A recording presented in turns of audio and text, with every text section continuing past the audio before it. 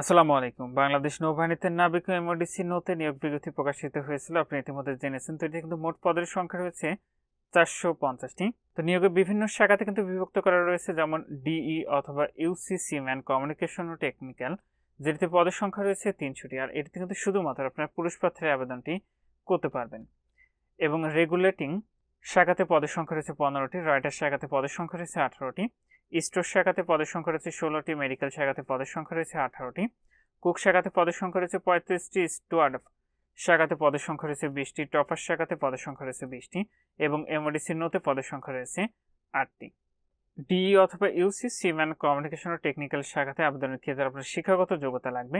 ন্যূনতম এসএসসি বিজ্ঞান অথবা সমমান, মাদ্রাসা বিজ্ঞান ও ভোকেশনাল সহ জিপিএ 3.50 বা ততোধিক থাকলে আবেদন করতে পারবেন। আর এই প্রত্যেকটি শাখাতে বাংলাদেশের 64টি জেলার পুরুষ প্রার্থীরা আবেদনটি করতে পারবেন।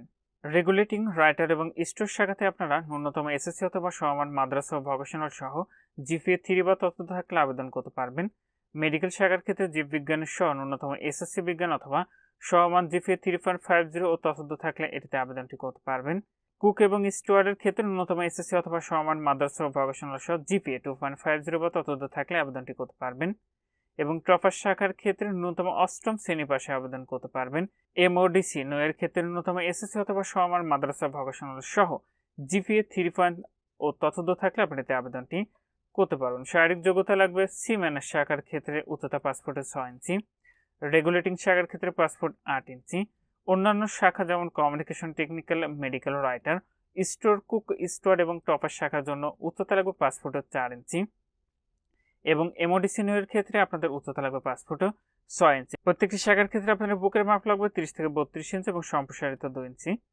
ওজন, বয়স ও উচ্চতা অনুযায়ী চোখের দৃষ্টিশক্তি 6/6। আর অন্যান্য যে শর্তাবলী রয়েছে পূর্বে বলেছি, বাংলাদেশের পুরুষ নাগরিকরা আবেদন করতে পারবেন। 27 জন অত্যাবশ্যক এবং অবশ্যই অবিবাহিত হতে হবে। আবেদনের ক্ষেত্রে আপনাদের বয়স নির্ধারণ করা হয়েছিল সেটি হলো 1 জুলাই 2026 তারিখে নাবিক 17 থেকে 20 বছর, এমওডিসি এর ক্ষেত্রে 17 থেকে 22 বছর। আর ভর্তির জন্য প্রয়োজনীয় সনদপত্র সহ নির্ধারিত ভর্তির কেন্দ্রে সকাল 8 ঘটিকায় নিম্নবর্ণিত তারিখে আপনাদের উপস্থিতি হতে হবে। তো এখানে 3টি কেন্দ্র দেখতে পাচ্ছেন লেখা রয়েছে। একটি হলো বানৌজার ঢাকা, খিলক্ষেতের ঢাকা, আরেকটি কেন্দ্র রয়েছে বানৌজার তিতুমির সহ এবং আরেকটি রয়েছে নৌবাহিনী ভর্তি ও তথ্য কেন্দ্র টাইগার পাস চট্টগ্রাম। তো এই 3টি কেন্দ্রতে বেশ কয়েকটি জেলাতে কিন্তু বিভক্ত করা রয়েছে। কোন কোন জেলাতে কোন কোন শাখায় কত তারিখে আপনাদের উপস্থিত হতে হবে সেগুলো কিন্তু এখানে দেওয়া রয়েছে। আপনি এক নজরে এখান থেকে দেখে নিন আপনার জেলাতে আপনি যে শাখাতে আবেদন করেছেন সেই শাখায় কত তারিখে আপনাকে উপস্থিত হতে হবে। দেখতে পাচ্ছেন এখানে 64টি জেলারই কিন্তু এখানে 3টি কেন্দ্রে কিন্তু এখানে বিভক্ত করা রয়েছে। তো আপনি এখান থেকে আপনার জেলা এবং শাখাটি দেখে কত তারিখে উপস্থিত হতে হবে আপনি এখান থেকে দেখে নিতে পারবেন। তো নিচের অংশে আরো কিছু শর্তাবলী, নিয়মাবলী দেওয়া রয়েছে। আপনি যখন আবেদনটি করেন না কেন, আবেদনটি করার পূর্বে আগে নিজ দায়িত্বে সম্পূর্ণ নিয়োগ বিজ্ঞপ্তিটি ভালো করে পড়ে বুঝে আবেদনটি করবেন। আবেদনটি কিন্তু অবশ্যই আপনাদের অনলাইনের মাধ্যমে সম্পন্ন করতে হবে।